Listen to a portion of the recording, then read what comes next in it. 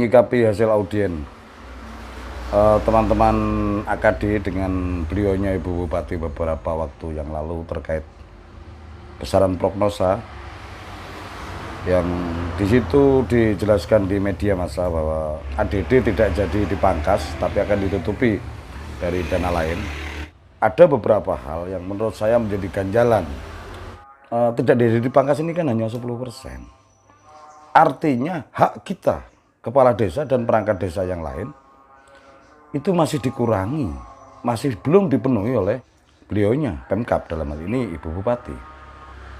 Apalagi di situ dijelaskan bahwa besaran ADD 12,5% itu akan dipenuhi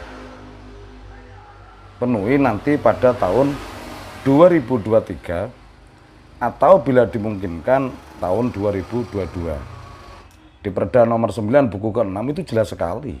Besaran ADD adalah 12,5% dari besaran pusat ke daerah setelah dikurangi dana alokasi khusus. Begitu juga dengan Perbup 32 tahun 2015. Perda dan Perbup itu adalah produk hukum yang sifatnya mengikat. Teman-teman AKD mungkin tidak menyadari atau bagaimana, saya nggak tahu, bahwa ADD itu adalah hak bagi pemerintah desa dan kewajiban bagi Pemkab untuk memenuhinya. Kalau kemudian ini akan dipenuhi tahun 2023 dan lain-lain, dan ini kan tawar-menawar. Kita tidak dalam posisi tawar-menawar. Ini tidak ada sesuatu yang bisa dinegosiasikan. Ini sesuatu yang sudah baku, sudah diatur oleh undang-undang. Jadi tidak ada kata lain selain untuk memenuhinya. Seharusnya bukan 2023, sejak Perda Perbup ini disahkan. Mari kita sadari bersama dulu bahwa ADD itu bukan hadiah. Ini bukan hadiah dari Pemkab ke desa, bukan. Memang dimungkinkan, misalnya ADD itu kurang dari ketentuan, itu tidak bisa dilaksanakan 12,5% itu karena ketidakmampuan Pemkab dalam hal keuangan, itu masih bisa ditolerir. Tapi karena Pemkab Bojonegoro ini adalah mempunyai APBD tertinggi kedua sejatim, jadi saya rasa alasan itu sudah gugur, sudah bisa dikesampingkan ketidakmampuan keuangan daerah. 2019 sampai sekarang itu 3 tahun itu ada Pemkab berarti berhutang. Karena ada yang belum dipenuhi, kewajibannya belum dipenuhi.